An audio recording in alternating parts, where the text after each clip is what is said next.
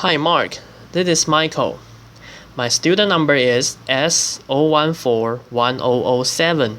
The speech title is Why the Best Hire Might Not Have the Perfect Resume, and I'm the senior student at NCUE.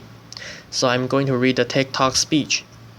Why the Best Hire Might Not Have the Perfect Resume by Regina Hartley. Your company launches a search for an open position. The applications start rolling in, and the qualified candidates are identified. Now the choosing begins. Person A, Ivy Legal, 4.0, flawless resume, great recommendation, all the right stuff. Person B, state school, fair amount of job hopping and odd jobs like cashier and singing waitress. But remember, both are qualified. So I ask you, who are you going to pick? My colleague and I create very official term to describe two distinct categories of candidates. We call A the silver spoon, the one who clearly had advantage and was destined for success, and we call B the scrapper, the one who had to fight against tremendous odds to get to the same point. You just heard a human resource director refer to people as silver spoon and scrapper. Laughter, which is not exactly politically correct and sound a bit judgmental. But before my human resource certification gets revoked, laughter, let me explain.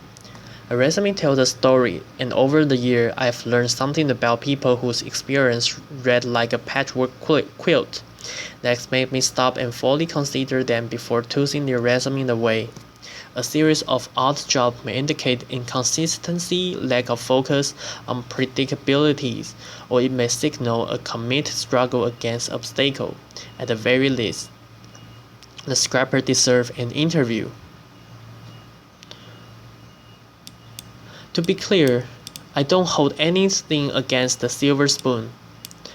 Getting into and graduating from an elite university takes a lot of hard work and sacrifice.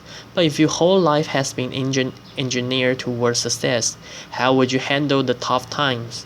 One person I hired felt that because he attended an elite university, there were certain assignments that were beneath him, like temporarily doing manual labor to better understand an operation.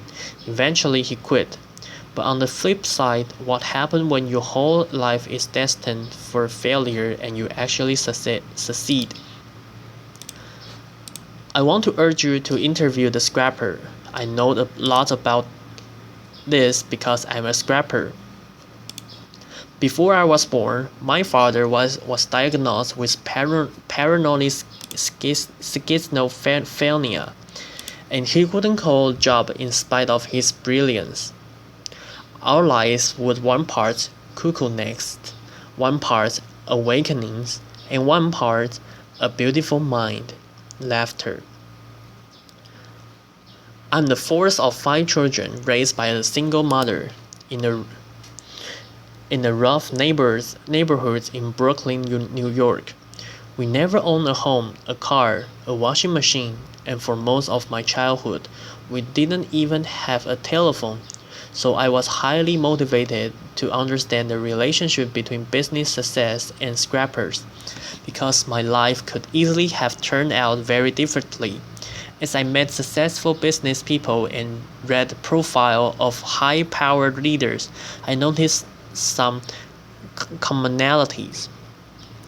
Many of them had experienced early hardships, anywhere from poverty, abandonment, death of a parent while young, to learning disabilities, alcoholism, and violence. The conventional thinking has been that trauma leads to distress, and there's been a lot of focus on the resulting dysfunctions. But during studies of dysfunctions, data reveals an unexpected insight that even the worst circumstances can result in growth and transformation. A remarkable and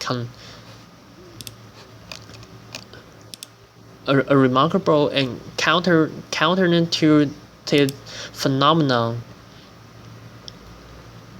have been discovered, which scientists call post-traumatic growth. In one study, designed to measure the effect of adversity of children at risk among a subset of 968 children who experienced the most severe and extreme conditions. Full one-third grew up to lead healthy, successful, and productive lives. In spite of everything and against tremendous odds, they succeeded. They succeeded. One-third. Take these resumes. This guy's parents gave him up for adoption. He never finished college. He job hops quite a bit. Goes on a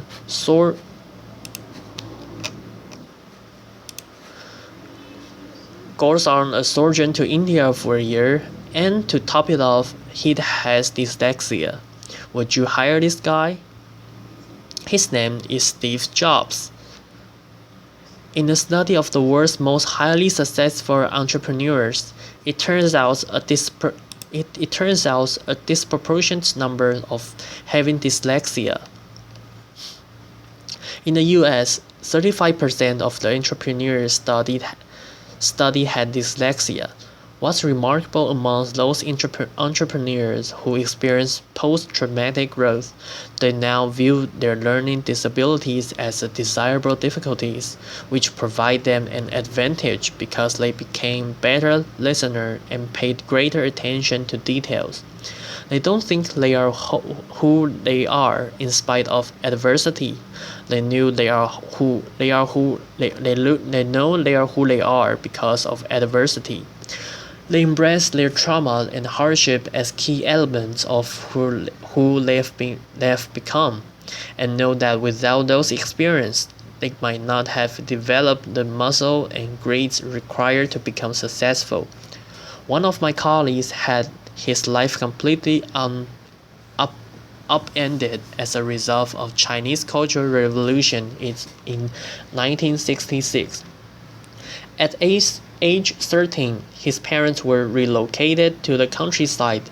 The school was closed and he was left alone in Beijing to fend for himself until 16, when he got a job in a clothing factory.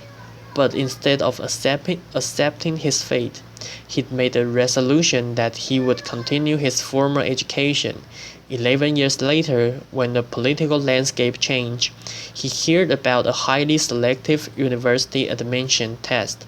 He had 3 months to learn the entire curriculum of middle and high school, so every day he came home from the factory, took a nap, studied until 4 a.m., went back to work, and repeated this cycle every day for 3 months. He did it. He succeeded.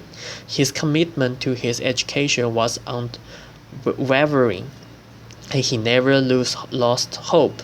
Today, he holds a master's degree, and his daughters each have degrees from Cornell and Harvard. Scrappers are propelled by the belief that the only person you have full control over is yourself. When things don't turn out well, Scrapper asks, "What can I do differently to create a better result?" Scrapper has a sense of purpose that prevents them from giving up on themselves. Kind of like if you've survived poverty, a crazy father, and several muggings, you figure business challenge? Laughter. Really? Really? Piece of cake. I got this. Laughter. And that reminds me, humor. Scrapper knows that humor gets you through the tough times, and laughter helps you change your perspective. And finally, their relationship. People who overcome adversity don't do it alone. Somewhere along the way, they find people who bring up the best in them and who are invested in their success. Having someone you can count on no matter what is essential to overcoming adversity. I was lucky. In my first job after college, I didn't have a car, so I carpooled across two bridges with a woman who was the president's assistant. She watched me work and encouraged me to focus on my future and not dwell on my past. Along the way, I've met many people who provide me brutal, honest feedback, advice, and mentorship. These people don't mind that I once worked as a singing waitress to help pay for college. Laughter. I'll leave you with one final, valuable insight. Companies that are committed to diversity and inclusive practice tend to support scrapper and outperform their peers.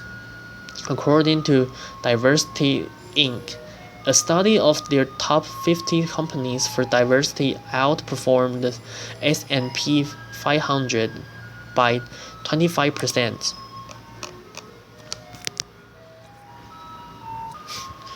So back to my original question, who are you going to bet on, Silver Spoon or Scrapper? I say choose the underestimated contender whose secret weapons are passion and purpose. Hire the Scrapper. Applause. And this is the end of my speech. Thank you.